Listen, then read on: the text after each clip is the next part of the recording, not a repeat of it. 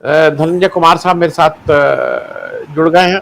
मैं शुरुआत आपसे इसलिए कर रहा हूँ क्योंकि बिहार की राजनीति को मैं थोड़ा बहुत मैं भी समझता हूँ, क्योंकि एक दल में रहा मैं, और धनंजय जी वहां को बिलोंग करते हैं। धनंजय जी, ये मैं एक और अपॉर्चुनिटी देख रहा हूँ। नीतीश कुमार साहब, जो मैं अपने दर्शकों को एक चीज और नीतीश कुमार जी के का एक इंटरेस्टिंग चीज बता दूं।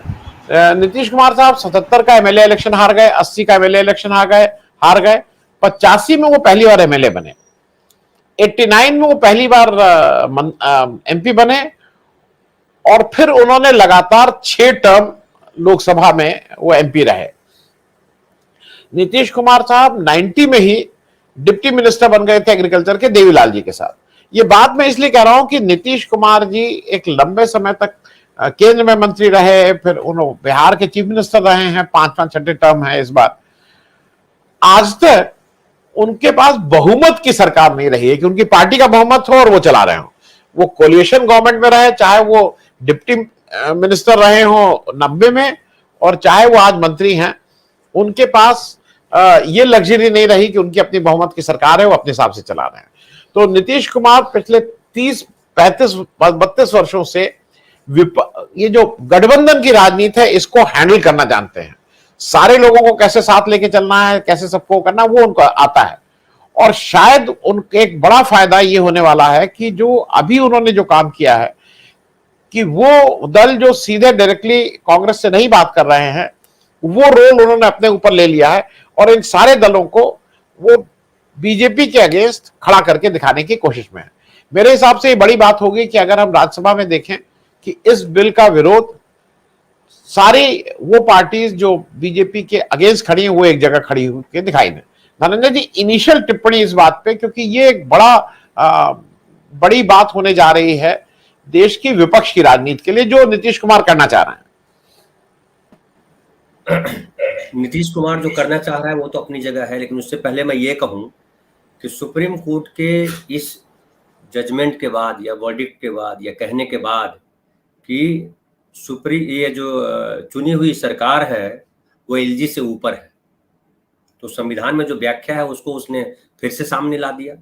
हम सब जानते हैं कि हम प्रजातांत्रिक देश हैं, तो चुनी हुई सरकारों की भूमिका ज्यादा बड़ी है बनस्पत नियुक्त किए हुए लोग। अब दिल्ली के साथ जो घटनाक्रम हुआ वो उसको कहीं से सही तो नहीं ठहराया जा सकता, वो आप किसी पार्टी के साथ हो। बीजेपी ने ये कहा है, बीजेपी ने ये किया है, अध्यादेश ला दिया, ऑर्डिनेंस ला दिया है, इस ऑर्डिनेंस से क्या जरूरत है? खुद बीजेपी लड़ती रही पूर्ण राज्य के दर्जे के लिए। बीजेपी की जो लड़ाई रही, मदन लाल खुराना और सुषमा स्वराज जी को अगर याद करते हैं तो खुद पूर्ण राज्य का दर्जा मांगने के लिए वो लड़ रहे थे, लगे हुए थे। अब ऐसी परिस्थिति में वो अध्यादेश लाते हैं और कहते हैं कि नहीं, जो उपराज्यपाल है वही करेगा, केंद्र सरकार जो चाहेगी वही करेगी, तो अपने आप में ये गैर संवैधानिक है। और ये भी साबित होता है कि जो बीजेपी ने जो पिछले 2014 के बाद जो स्वरूप लिया है उसमें कई सारी ऐसी चीजें की है जो संविधान के अनुकूल नहीं है।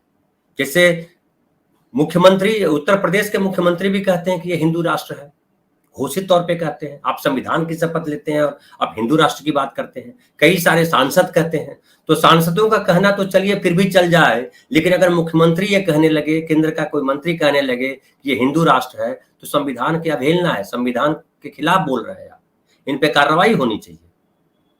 तो ऐसे में जो अभी केजरीवाल बड़ा अकेले से पड़ गए दिख रहे हैं, लग रहा है कि केजरीवाल अकेले कैसे लड़ेंगे, क्योंकि लड़ के मुझे लगता है केजरीवाल भी थक गए हैं कि अब भाई जब कोई अधिकार ही नहीं तो सरकार का मतलब क्या है और कहाँ लड़ने जाएंगे।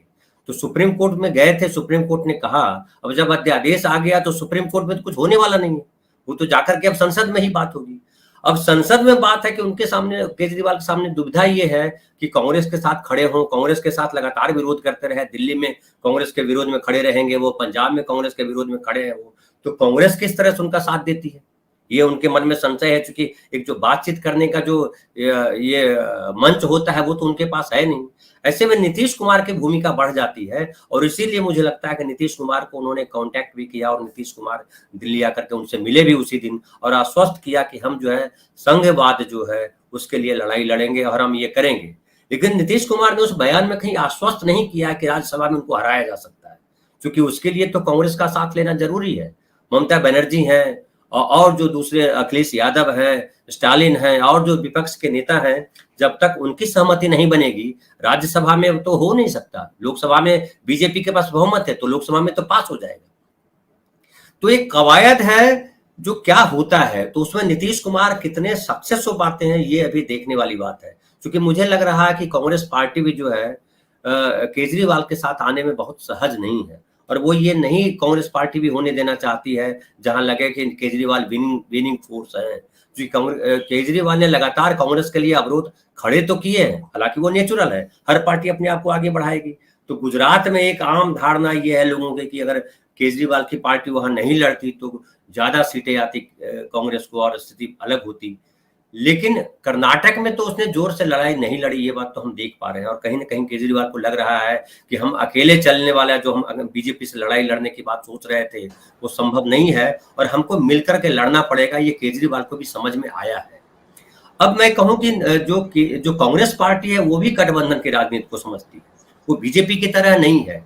तो मुझे लग रहा है कि ठीक है, कुछ धड़ा कांग्रेस का भी बड़ा उत्साहित हो गया ऐसा दिख रहा है, जो कह रहे होंगे कि नहीं हमको अकेले लड़ना है, दिल्ली में या पंजाब में या और जगहों पे हमें अकेले लड़ना है। लेकिन मुझे लग रहा है कि ये कर्नाटक जीत के बाद भी ये स्थिति है कि कई प्रदेश है जहां कांग्रेस गौण है, नगण्य है या उनको किसी बड़े साथ की जरूरत है, और नीतीश कुमार उसमें बहुत बड़ी भूमिका निभाते हैं। और नीतीश कुमार को इसीलिए कांग्रेस ने आगे भी किया, लेकिन वो आधिकारिक तौर पे अभी भी आगे नहीं दिखाई पड़ते हैं। लेकिन खास करके जब से वो गए उड़ीसा, और उड़ीसा में जो हुआ उनके साथ कि पटनायक साहब ने बहुत भाव नहीं दिया, और पटनायक साहब नीतीश कुमार से मिलने के दूसरे दिन बाद ही जो है मोदी जी से जा करके मिलते हैं और वो मोदी जी के साथ मोदी जी की बात करने लगते हैं, मोदी जी के फेवर में बोलने लगते हैं। तो उड़ीसा इस गठबंधन में बीजेपी के साथ खिलाफ नहीं है, वो तो दिखाई पड़ता है। और मुझे पहले से ये संदेह था, मुझे कभी नहीं लगा था कि पटनायक साहब जो है, नवीन पटनायक आएंगे नीतीश कुमार के साथ, ऐसा मुझे नहीं लगा था। हाँ, अगर बीजेपी हार जाएगी तब वो आकर के खड़े हो जाएंगे, लेकिन ऐसे बाकी जो है ममता बनर्जी साथ है, ममता बनर्जी यहाँ भी साथ देंगे, क्योंकि ममता बनर्जी भी लोकतंत्र की बात करती नजर आती है, अखिलेश यादव भी पीछे नहीं हटेंगे।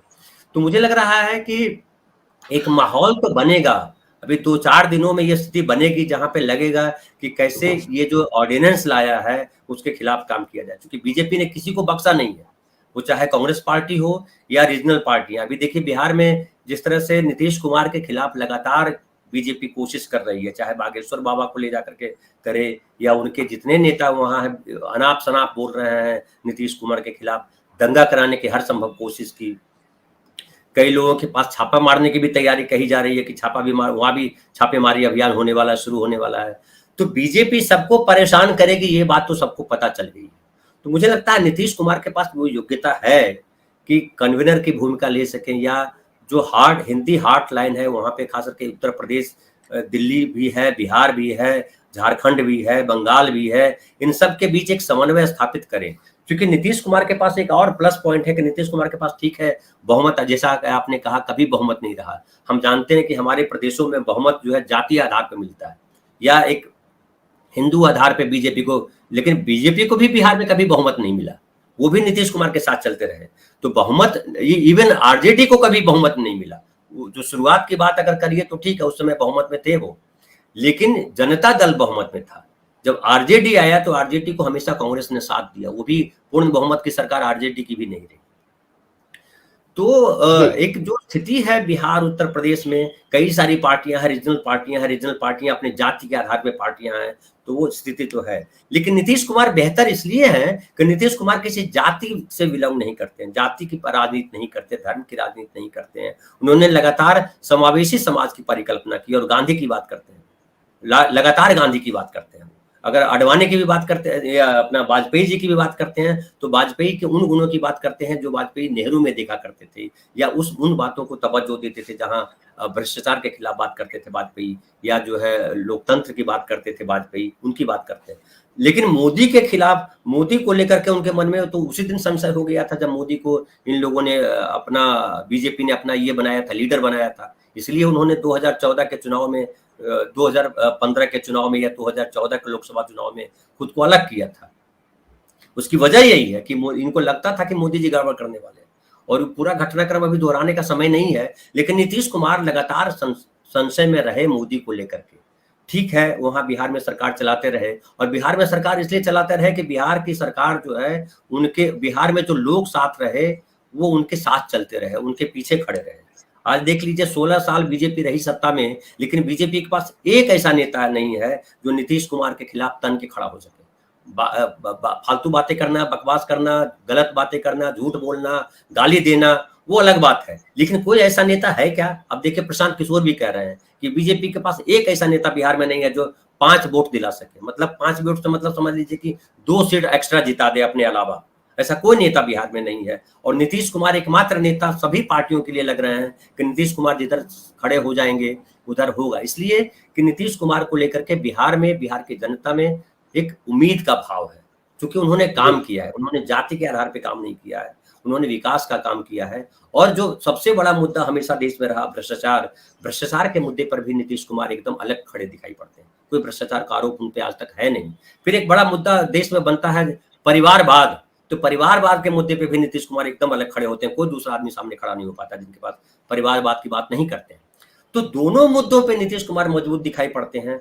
और बिहार और उत्तर प्रदेश से जो बिहार से जुड़ा हुआ उत्तर प्रदेश का इलाका है, वहां तो नीतीश कुमार की बात शायद बन सकती है, झारखंड में भी नीतीश कुमार की बात है, लेकिन बाकी प्रदेशों में हालांकि बिल्कुल सही है कि नीतीश कुमार का वो नहीं है। चाहे महाराष्ट्र में नीतीश कुमार आकर के क्या करेंगे, तो लेकिन नीतीश कुमार वो जो बीच में जो प्रदेश है, जो बिहार है, जो झारखंड है, जो उत्तर प्रदेश का, पूर्वी उत्तर प्रदेश का इलाका है, वहां अपनी बात कर सकते हैं। और मुझे लगता है कांग्रेस को भी साथ मिलता है, और अपना नीतीश कुमार इसलिए भी मजबूत दिखाई पड़ते हैं कि मोदी के खिलाफ जब आक्रमण करना होगा, हमला करना होगा, तो बहुत मजबूत नेता के तौर पर दिखते हैं नीतीश कुमार। तो मुझे लग रहा है कि नीतीश कुमार कुछ न कुछ तो करेंगे ही, और वो करना चाहते हैं। वो इस सरकार को बदलना चाहते हैं, वो हटाना चाहते हैं सरकार को, क्योंकि इस सरकार ने लगातार जो है झूठ बोलने का काम किया है। तो नीतीश कुमार चाहते हैं कि चीजें बदले। और सत्ता संतुलन, एक और बात बड़ी महत्वपूर्ण है जो मैं बोल दूं कि नीतीश कुमार ने हमेशा सत्ता संतुलन को बना करके रखा। बहुमत उनको नहीं मिला, लेकिन बीजेपी के साथ चलते रहे। और आपको याद कीजिए 2010 के चुनाव में आरजेडी लगभग समाप्त हो गई थी, 13 सीटों पे आरजेडी आ गई थी, लेकिन नीतीश कुमार फिर आरजेडी के साथ आ जाते हैं और आरजेडी फिर 80 सीटों पे आ जाती है। तो वो जो सत्ता संतुलन है वो बना करके रखते हैं। मुझे लगता है देश के स्तर पे भी वो सत्ता संतुलन बनाने की दिशा में काम करेंगे। अभी वो बोल नहीं रहे हैं, लेकिन कांग्रेस और बीजेपी के बीच वो सत्ता संतुलन बनाएंगे, ऐसा मुझे लगता है। और उस सत्ता संतुलन में नीतीश कुमार फिर से अहम रोल निभाएंगे। और जो बिहार में स्थिति है, मुझे लगता है केंद्र में भी कल स्थिति क्रिएट हो सकती है। सेकंड राउंड है, छोटे ही हम लोग उत्तर रखेंगे धनंजय जी, बहुत छोटे में। मैं एक चीज जरा आपसे, क्योंकि ये सारी चीजें जब हो रही हैं उसमें थोड़ा लोग उंगली उठा रहे हैं कांग्रेस की तरफ, देखिए ये ऑपोजिशन यूनिटी नहीं चाहते हैं, दम भाग गया है। लेकिन फैक्ट ये भी है कि जहां अभी इलेक्शन तुरंत हैं, मध्य प्रदेश, राजस्थान, छत्तीसगढ़ और तेलंगाना, वहां पे 2 जगह तो कांग्रेस की सरकार है। एक जगह कांग्रेस की सरकार थी जो बीजेपी ने तोड़ के अपनी सरकार बना ली थी मध्य प्रदेश में। तेलंगाना में वो फिर से वापस अपनी खोई जमीन को वापस पाना चाह रहे हैं। तो आपको ऐसे में नहीं लगता है कि इस समय ये प्रूव करना कि यहां पे सीट दो या ना दो, इस समय बेमानी बात है? क्योंकि ये सारी बातें तो 2024 की हो रही हैं। ये माना जा सकता है कि भाई उसके बाद सब लोग अपना अपना स्टेट इलेक्शन अपने हिसाब से लड़ेंगे, लेकिन इस समय कांग्रेस क्या करे जिससे ये लगे कि आम आदमी, वो जो सब लोग कह रहे हैं ना कि इनको भी सीट छोड़नी चाहिए, इनको भी कहां सीट छोड़नी चाहिए, कौन सी सीट छोड़नी चाहिए, ये कोई नहीं बता रहा है। जरा धनंजय जी इस पे बहुत संक्षेप में थोड़ा स्पष्ट करना। देखिए, कहाँ सीटें छोड़नी चाहिए, कहाँ नहीं छोड़नी चाहिए, तो वो तो बात तब होगी जब हम पहले बैठे। हम जब बैठने, नवीन पटनायक बैठने को ही तैयार नहीं तो सीटें कहाँ छोड़ेंगे, फिर तो बात ही नहीं होगी। अब नीतीश कुमार बैठने को तैयार हैं, तो जाहिर है उनके साथ एडजस्टमेंट होगा कि भाई कौन सीट पे कहाँ लड़ेगा। वो भी बहुत मुश्किल कठिन काम तो होता नहीं है भाई। जो जीतने वाली, जैसे ममता बनर्जी ने कहा कि जहां कांग्रेस पार्टी जो है जीतने वाली पोजीशन में, वहां हम उसके साथ खड़े हो जाएंगे कि वो लड़े। तो ये तो सिंपल सी बात है। मैं एक और बात कहूं कि केजरीवाल के साथ जो पहले जो केजरीवाल थे और जो केजरीवाल जो आज जहां आकर के फंसे हैं, उसमें उनको मदद की जरूरत है। केजरीवाल अभी वो जो तानाशाह के तौर पर दिख रहे थे बीच में, वो आज वैसी स्थिति में है नहीं। कल मैं देख रहा था नीतीश कुमार के साथ जिस तरह से वो खड़े थे, और नीतीश कुमार को जिस तरह से एक आशा भरी नजर से देख रहे थे कि शायद नीतीश कुमार बचाने में हेल्प कर सकते हैं। नहीं तो अगर समझिए ऑर्डिनेंस पास हो जाता है तो केजरीवाल के पास बचता क्या है कहने के लिए? कुछ नहीं बचता है। आप ऑफिसर के ट्रांसफर पोस्टिंग नहीं कर सकते हैं तो अपना काम कैसे करेंगे आप? दूसरी बात मैं ये कहूं कि नीतीश कुमार जो पॉलिटिक्स बिहार में कर रहे हैं, उस पॉलिटिक्स की जरूरत देश भर को है, देश को है। हमने लंबे समय में, जैसा कि शिवाजी ने कहा कि जिस तरह से समाजवादियों ने ढो करके लाया बीजेपी को, यहाँ तक पहुंचाया केंद्र तक, और इस हद तक ढो के पहुंचा दिया जहां बीजेपी एकदम ऐंठ गई, उसको लगा कि हम ही सुप्रीम, हम कभी हटेंगे नहीं। ये जो हट है, ये जो उनकी जो बदनीयती है, ये लोकतंत्र के लिए भी घातक है और खुद उनके लिए भी घातक है, क्योंकि हमेशा एक तरह का समय रहेगा नहीं। और कर्नाटक ने तो ये बता दिया कि भाई आप बजरंग बली का नाम लो या किसी और बली का नाम लो, वो चलने वाला नहीं है। और एक देखिए, अब थोड़ी देर पहले जो आप थोड़ा सा एक आध मिनट ले लेता हूं ज्यादा, कि आपने पहले कही बात कि 2019 में एक मौका था जहां पे नीतीश कुमार कांग्रेस का साथ खड़े होकर के भिड़ सकते थे मोदी से। लेकिन नीतीश कुमार में क्वालिटी में मानता हूं कि नीतीश कुमार पहचानते हैं कि आगे आने वाले समय में होने वाला क्या है। वो जनता के नब्ज को भी जानते हैं। बिहार में जिस तरह से उन्होंने शासन किया है पिछले 17 वर्षों से, वो मजाक शासन नहीं है। उनके पास जातीय वोट बैंक नहीं है, जबकि पूरी तरह से बिहार उत्तर प्रदेश जातीय आधार पे चलता है, वोट करता है। बावजूद इसके नीतीश कुमार लगातार जीतते रहे, या नहीं भी अगर बहुमत आया तो भी जिधर खड़े होते हैं उधर बहुमत खड़ा हो जाता है, या जनता भले विपक्ष तय करती है वोट देते समय, लेकिन नीतीश कुमार तय कर देते हैं बाद में कि विपक्ष में कौन बैठेगा और सत्ता में मेरे साथ कौन बैठेगा। ये मजाक बात नहीं है, ये बहुत मजबूत बात है अगर सोचिए तो। फिर बात आती है कि एक जो मैंने कहा सत्ता संतुलन या कहिए शक्ति संतुलन, नीतीश कुमार ने लगातार ये कोशिश की। न उन्होंने बीजेपी को मजबूत होने दिया और न आरजेडी को मजबूत होने दिया। ये भी आप गौर कीजिए कि आरजेडी को पटक करके ला दिए 23 सीट पर, और जब लगा कि आरजेडी कमजोर हो गई या बीजेपी के साथ रह करके, उनको मालूम था कि बीजेपी के साथ निर्वाह मुश्किल है, ये पता है उनको, इसीलिए उन्होंने वापस जो है 2015 के चुनाव में साथ लड़े उनके साथ जाकर के आरजेडी के साथ, और आरजेडी वापस ताकतवर बन गई। फिर वो वहां उनको प्रॉब्लम हुई, वो जातिवादी चीजें फिर से खड़ी हो गई, फिर से लालू प्रसाद यादव एंड फैमिली का जो वो चलता है वो सब चलने लगा, फिर उछल करके वो इधर आ गए। तो उन्होंने ये बनाया ही इसीलिए कि भाई दो किनारे के बीच जब हम बहेंगे तो सही तरीके से पानी आगे बहेगा और कहीं मंजिल तक जाएगा। अगर एक किनारा टूट जाएगा फिर तो बाढ़ आ जाएगी। तो मुझे लगता है कि केंद्र में भी वो स्थिति बन रही है। देखिए, इस बात को, सच्चाई को हमको स्वीकार करना पड़ेगा कि केंद्र में अब न बीजेपी खत्म होने वाली है न कांग्रेस खत्म होने वाली है। कांग्रेस को खत्म करने के लिए बीजेपी ने कौन सा जोर नहीं लगाया, लेकिन कांग्रेस फाइनली खत्म नहीं हुई, तो बीजेपी भी खत्म नहीं होने वाली। अब है कि इन दोनों के बीच में क्या ऐसी एक धारा बन सकती है जो दोनों को साध सके, और अराजक होने वाली स्थिति में आज बीजेपी जिस कंडीशन में आके खड़ी हुई है, क्या उससे रोका जा सकता है? लोकतंत्र तो तभी बचाया जा सकता है। और नीतीश कुमार ने बिहार में यह दिखाया कि बीजेपी के साथ रह करके उन्होंने चाहे महिलाओं के लिए काम करना हो, या धर्मनिरपेक्षता को लेकर के काम करना हो, या प्रशासनिक स्तर पे काम करना हो, सारे स्तरों पे उन्होंने बीजेपी को दबा करके रखा, चाहे जितनी भी कोशिश कर दी बीजेपी ने। आज भी देखिए ईडी सीबीआई करके शिवसेना को बर्बाद कर दिया बीजेपी ने अपने तौर पे, बर्बाद हालांकि हुई नहीं है, मैं नहीं मानता हूं शिवसेना बर्बाद हुई, लेकिन तात्कालिक तौर पे तो बर्बाद किया। वो नीतीश कुमार के साथ क्यों नहीं कर पा रहे हैं? ये एक बड़ा चर्चा का विषय होना चाहिए, और इस पे हमको बहस करनी चाहिए कि क्यों नहीं बर्बाद कर पा रहे हैं, क्यों नीतीश कुमार के साथ भिड़ नहीं पा रहे हैं, कहाँ दिक्कत है, कहाँ उनको लग रहा है। तो वो सबसे बड़ी दिक्कत है कि अगर एक आपको एक लाइन में याद दिलाऊं कि अभी आरसीपी सिंह जो खिलाफ बोल रहे हैं, तो उनके जो नीरज कुमार प्रवक्ता है जेडीयू के, वो एकदम एक किताब लेके बैठे हुए हैं कि देखिए नीतीश कुमार के खिलाफ जहां आए बाएं साएं कीजिएगा, ये किताब हम हर जगह जाके दिखा देंगे।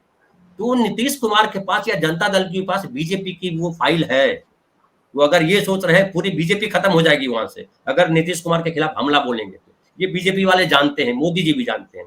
और मोदी जी चाहे जितनी भी बात कर ले, वो ओबीसी की बात कर ले, मोदी जी ओबीसी का चेहरा नहीं है। मोदी जी जितनी बात कर ले, बड़ी नैतिकता की बात कर ले, मोदी जी नैतिक नहीं है। परिवारवाद की बात कर ले, बीजेपी परिवारवादी पार्टी है, कोई इसको झुठला नहीं सकता। कांग्रेस से कम परिवारवादी नहीं है, वो ज्यादा परिवारवादी में मानता हूं उनको, क्योंकि ये तो खुद को संघ परिवार ही करते हैं।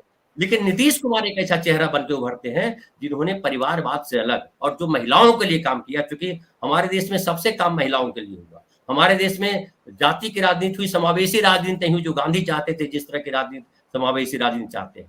तो नीतीश कुमार दोनों मोर्चे पे, चाहे जातिवाद, चाहे समावेशी राजनीति हो, चाहे स्त्रियों को उठाने की बात हो, हमेशा मैंने कहा स्त्रियों को आगे लाना पड़ेगा, वो चाहे सवर्ण स्त्रियां हो या दलित हो या मुस्लिम स्त्रियां हो। तो तमाम पहलुओं पे जो गांधी और लोहिया जिस तरह से सोचते रहे, उन दोनों बिंदुओं को मिलाने का काम नीतीश कुमार करते हैं, और नीतीश कुमार ने जो काम करके दिखाया उसमें वो झलकता है, केवल डायलॉगबाजी करने की बात नहीं है। तो मुझे लग रहा है कि नीतीश कुमार जिस तरह की राजनीति करते रहे, वो राजनीति आज आने वाले समय में केंद्र की राजनीति होगी। और चूंकि सामाजिक न्याय के इशू पे कांग्रेस भी आके खड़ी हो गई है, लड़की हूं लड़ सकती हूं मामले मुद्दे पे, महिलाओं वाले मुद्दे पे कांग्रेस भी आके खड़ी होती है, मध्यमार्गी पार्टी है जिसे नीतीश कुमार मध्यमार्गी बात करते हैं। तो मुझे लगता है कांग्रेस के साथ नीतीश कुमार का जुड़ना बड़ा आसान है, और मुझे लगता है यही वो है जो रक्तबीज को खत्म करेगा, वरना रक्तबीज जो है जी ना इन दोनों के मिले खत्म होने वाला नहीं। जी जी।